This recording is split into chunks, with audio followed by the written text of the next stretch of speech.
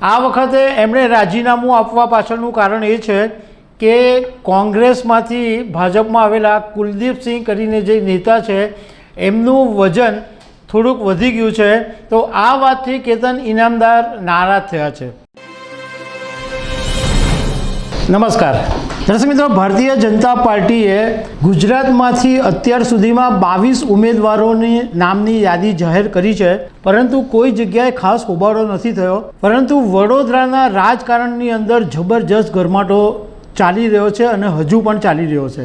રંજનબેન ભટ્ટને ભાજપે ત્રીજી વખત રિપીટ કર્યા છે અને ત્યારથી વડોદરાના રાજકારણની અંદર હોબાળો મચેલો છે। તો એના વિશે તમારી સાથે વાત કરીશું। મારું નામ રાજેશ શાહ છે અને તમે જોઈ રહ્યા છો ખબર છે.com।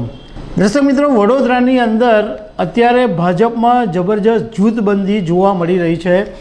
ભાજપે રંજનબેન ભટ્ટને ત્રીજી વખત રિપીટ શું કર્યા ત્યારથી હોબાળો મચેલો છે અને ભાજપના વડોદરાના નેતા અને રાષ્ટ્રીય મહિલા મોરચાના અધ્યક્ષ ડૉક્ટર જ્યોતિબેન પંડ્યાએ જેવું રંજનબેનનું નામ જાહેર થયું કે તરત એમણે સાંજે પ્રેસ કોન્ફરન્સ કરવાનું કીધું અને એ પ્રેસ કોન્ફરન્સ કરતાં પહેલાં જ ભાજપે એમને પાર્ટીમાંથી સસ્પેન્ડ કરી દીધા।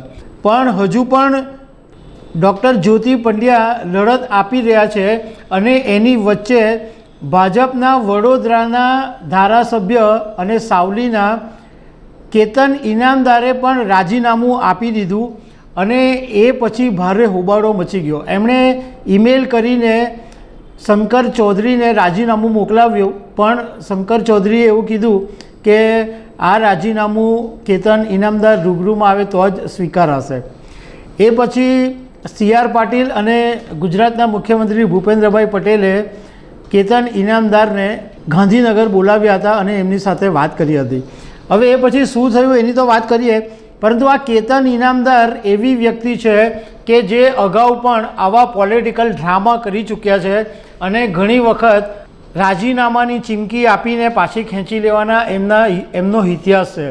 અગાઉ પર જ્યારે વિજય રૂપાણીની સરકાર હતી ત્યારે વડોદરાની સમસ્યાને લઈને રજૂઆત નથી સાંભળવામાં આવતી ને આ બધું કહીને એમણે રાજીનામા મોકલ્યા હતા, પરંતુ એ પછી થોડા જ વખતમાં તેઓ રાજીનામું પાછા ખેંચી લે।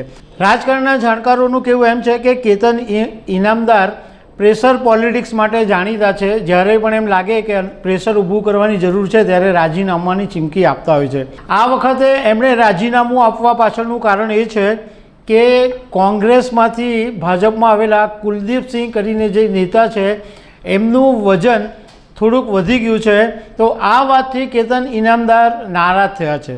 જોકે આખો દિવસ એટલે આજે મંગળવારે સવારથી વડોદરાનું રાજકારણ ગરમાયું હતું અને કેતન ઇનામદારના રાજીનામાની ચર્ચા ચાલતી હતી।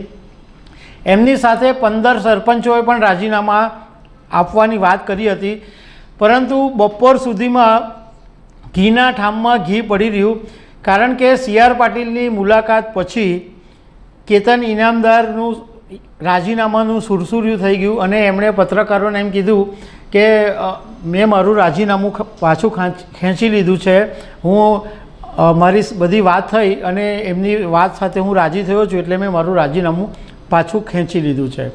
પરંતુ આ કેતન ઇનામદાર આવી રીતના ઘણી વખત કર્યું છે કે સરકારનું નાક દબાવવા માટે રાજીનામું આપતા રહેતા હોય છે।